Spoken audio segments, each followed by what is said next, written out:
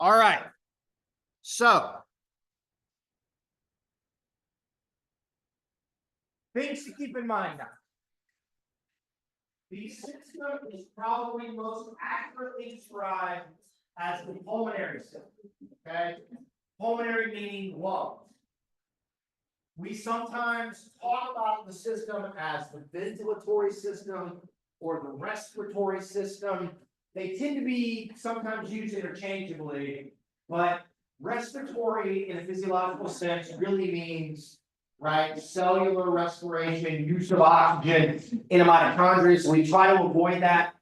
Ventilation tends to specifically denote the act of moving air in and out of the lungs. So we'll try to talk about all of it kind of in that context. Okay. This is lungs, pressure gradients, partial pressure gradients, and then the physical act of breathing, the things that we're going to cover. So we'll start with this general idea. Okay. The idea of what is often called pulmonary ventilation. This is moving air into and out of the lungs. Okay. Kind of like heart rate, we've got one breath that we're going to be able to bring in. And what this lets us do, the act of ventilating, allows us to bring air in that has lots of oxygen in it and very little CO2, okay, into our lungs, place it into close contact with venous blood in capillaries on our lungs that have relatively higher levels of CO2 and lower levels of oxygen. Then diffusion takes place and we swap those things, right? The CO2 in your capillary blood goes into the lungs, into the air, so you breathe it out.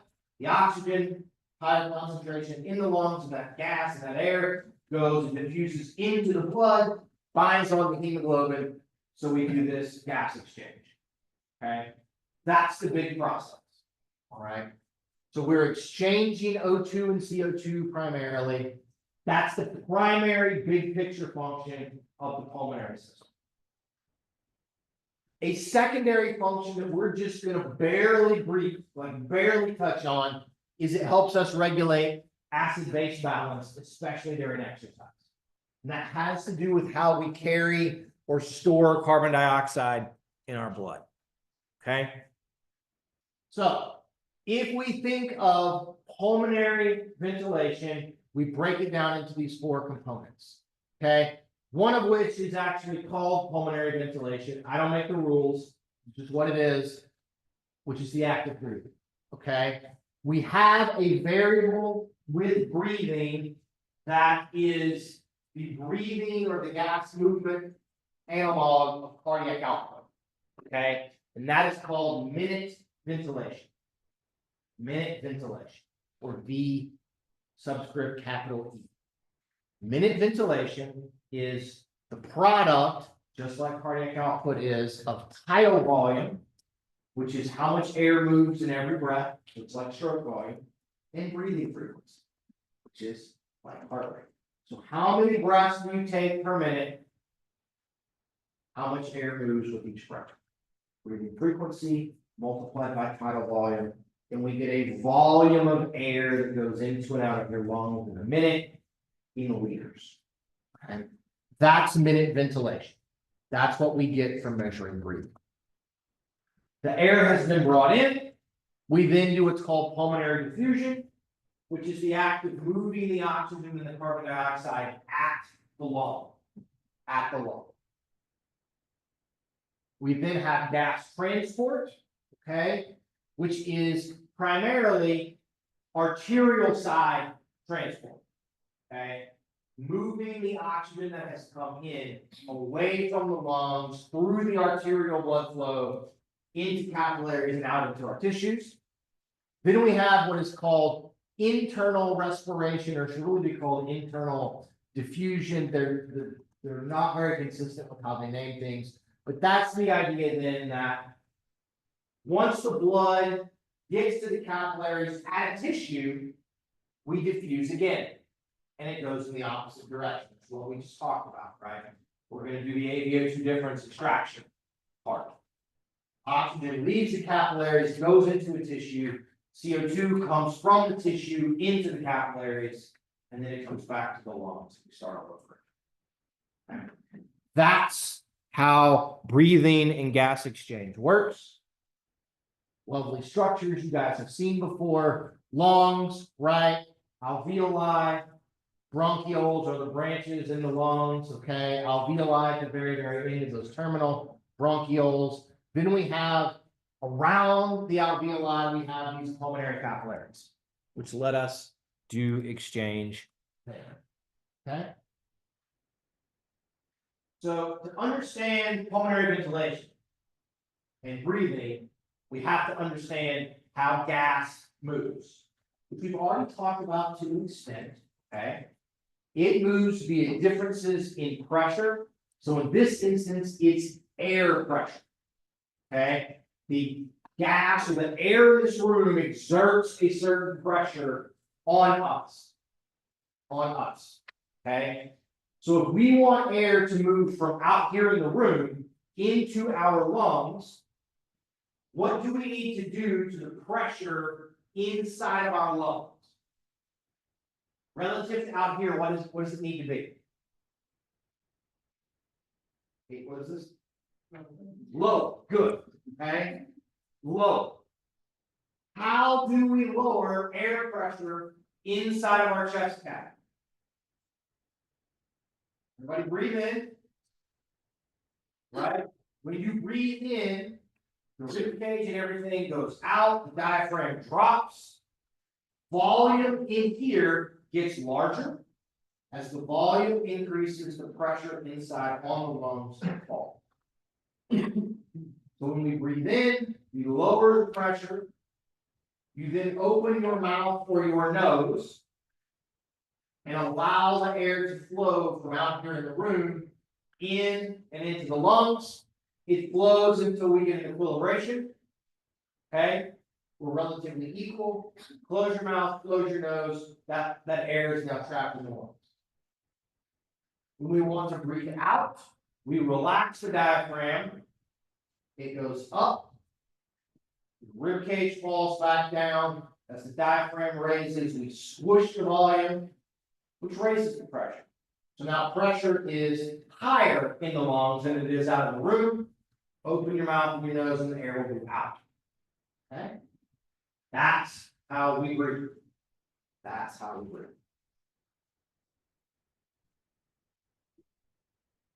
Okay. If you care, I'm sure that Cindy made you learn all of this. You've got the trachea, the primary bronchus, right? And then you've got the different bronchi, the bronchioles, right? You've got the conducting zone at the top where we're going to move air and humidify it and those things. We're not going to actually do any gas exchange. Then down here, right, we've got the respiratory zone as we get farther out into those more terminal bronchioles and the alveoli, okay? I just want you to know very simply that kind of like the blood vessel tree, that we have this bronchiolar tree, and at the top, we don't exchange gas, okay? It's primarily for transport, it's primarily for putting sort of water vapor into that gas to help us with O2 and CO2 exchange. Then the respiratory zone is the stuff that's out right on the end. You have roughly 600 million alveoli, each one of which is surrounded by many, many capillaries, okay? And I feel like I heard this somewhere, I didn't get a chance to look it up this morning, that an average person has like half a tennis court of surface area in an alveoli in their lungs. That feels like it's way too much. But it's also like, how is there like 27 feet of small intestine packed in here in those ways? So you have a huge amount, a huge capacity to exchange gas in the lungs, which is good. This is why most of the time and most everybody, it works. We're way, way over engineered on the lung side, okay, which is good. That's also why we can live at altitude. You go to altitude, the air pressure drops. So it's harder to breathe because you got to do more to create those gradients, right? And then we'll see later there's less air, so the O2 partial pressure falls, and so it's even harder to get it to diffuse. Altitude is not the best thing in the world. Okay. Don't worry about, and I should just take the slide out. I'm not going to ask you a question about dead space ventilation. Okay. You've got alveolar ventilation. You've got dead space ventilation. Dead space ventilation is just air moving in the conducting zone. And then alveolar ventilation is what we really care about and we're going to measure. Okay. Where all of the diffusion takes place in the alveoli is across something called the respiratory membrane. Okay. The respiratory membrane is a like 2-cell layer thick membrane that encompasses the outside membrane of the alveoli and then the sort of membrane layer or the outside of the capillary. Okay. The respiratory membrane is where all gas exchange in the lungs takes place. The reason we have half a tennis ball court of alveolar surface area is so we can have half a tennis ball court, nearly that much surface area of respiratory membrane. Okay. So you've got on the right, you've got a capillary. It's only big enough for one red blood cell to fit through. That one red cell comes through, they come in line after line, and it's nice and easy in a small distance for oxygen to move across there. Okay. Also for CO2 to come out of the blood into the lungs. Right. The oxygen tends to move because the hemoglobin has a really high affinity for it. The CO2 moves because there's basically no CO2 in regular air. So any CO2 in the blood or on the bound to the hemoglobin in the blood is way more than there is out here in the air. So it has a nice big diffusion gradient. Okay. Here's an electron micrograph if you care about the respiratory membrane. Okay. We've talked about pulmonary diffusion quite a bit. Let's do partial pressures. Okay.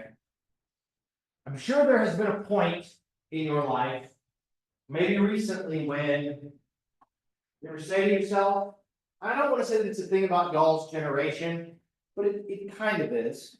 And it's a useful thing probably in the world. It's like, why the hell do they make me take chemistry?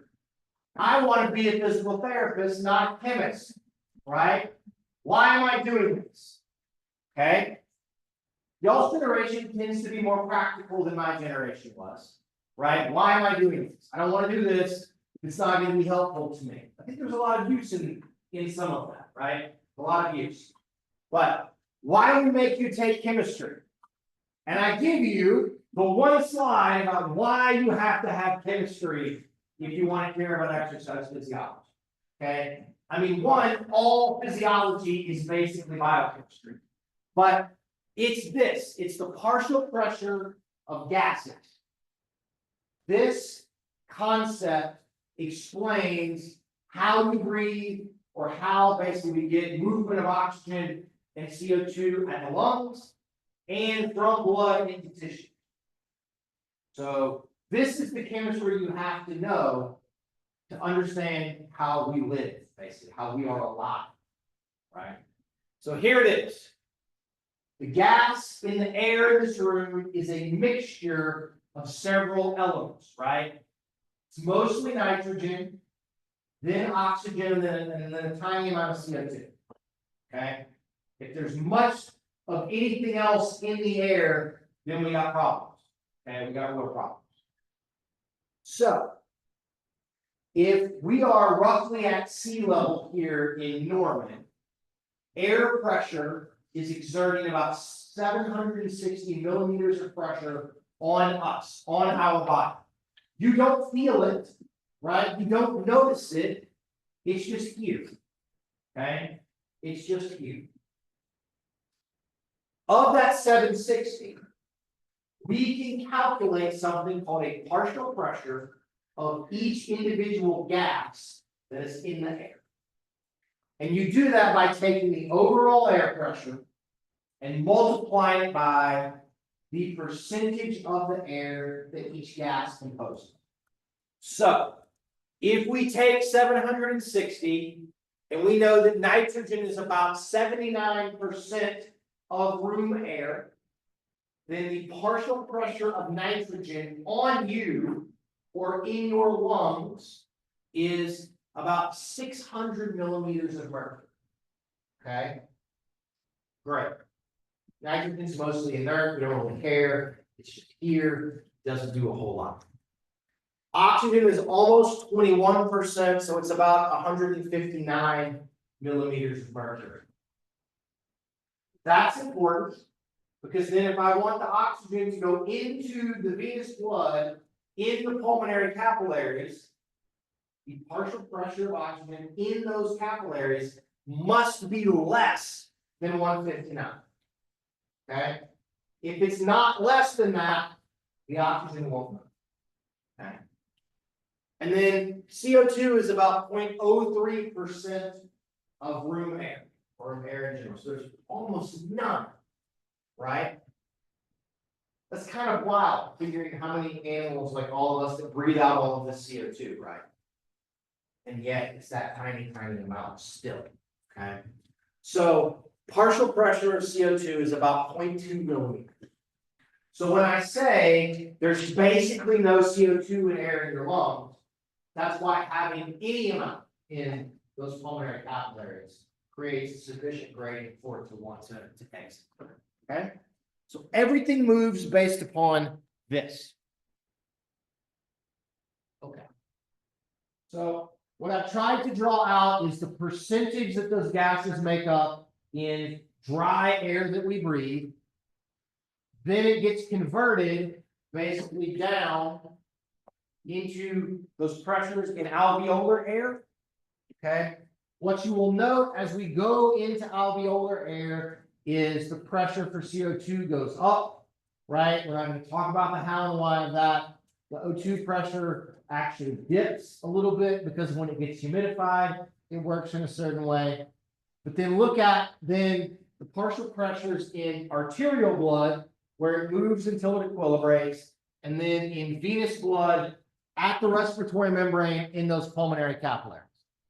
And you will note this ginormous gradient, this ginormous difference of about 60 millimeters of mercury for oxygen, whereas the CO2 only has about 6.